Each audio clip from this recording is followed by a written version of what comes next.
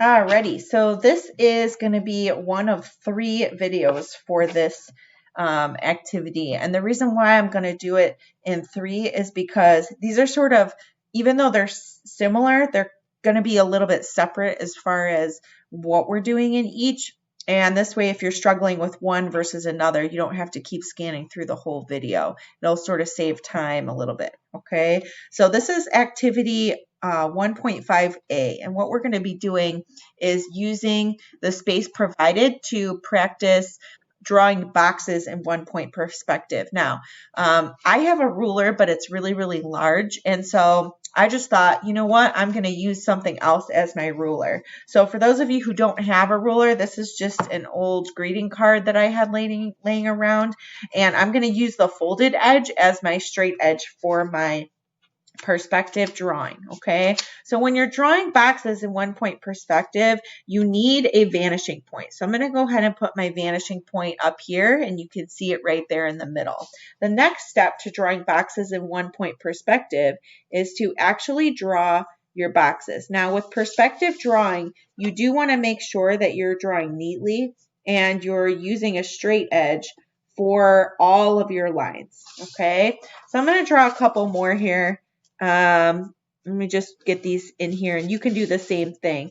As far as where your boxes are or the size or shape of them, it really doesn't matter. The rules are the same, okay? So I've got 2 boxes here, and I'm going to go ahead and demonstrate these 2 boxes to you. I think I'm going to do one more right here in the middle because this is sort of a unique case where things can look a little bit different. So I'm going to just go ahead and draw this, and I'll erase this little extra piece. So the first thing you want to do is draw out your shapes like you can see here, right? And the next thing we're going to do with perspective is draw lines that go back to the vanishing point. Now these lines, I'm going to go ahead and keep them sort of light because I am going to end up erasing parts that I don't need. So I'm going to go from the 3 corners. If I wanted this box to appear transparent, like it's a glass box, I would go ahead and do the 4th corner, and you can see now it looks a little bit more transparent. So I'm going to go ahead and take that out just to kind of show you.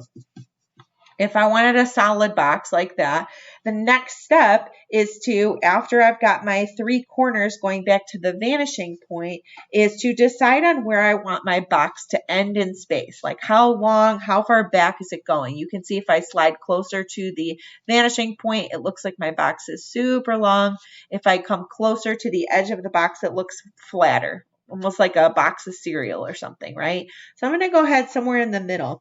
The big thing that students struggle with perspective is at this stage, they forget that the line that you draw, wherever it is, should be parallel to the line that you're drawing it paired to, okay? So for example, on this surface, on this side of the box, my line needs to be straight up and down like this line. So an easy way to do it is to just match it up and then slide it over as best that you can.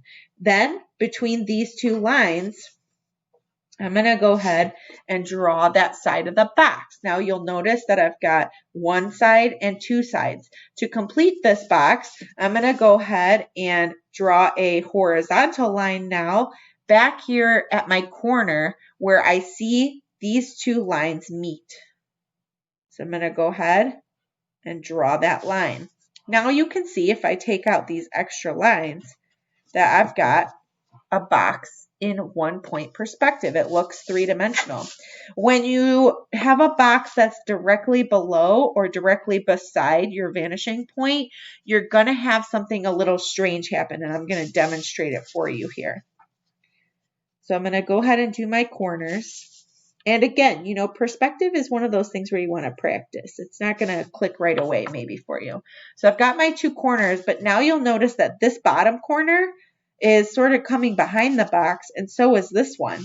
So when you have a box that is directly below or beside your vanishing point, you're going to have something where you only see 2 sides of the box, okay, like that. I'm going to just go ahead and do this last one really quick. So I've got my shape. I'm going to go ahead and connect it to my vanishing points.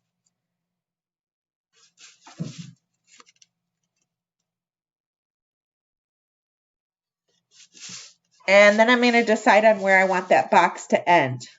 It's sometimes easier to have the ruler where you can kind of see the box, whereas if I did it this way, excuse me, I'm sort of can't really see what I'm doing. So that's why I'm kind of turning it upside down.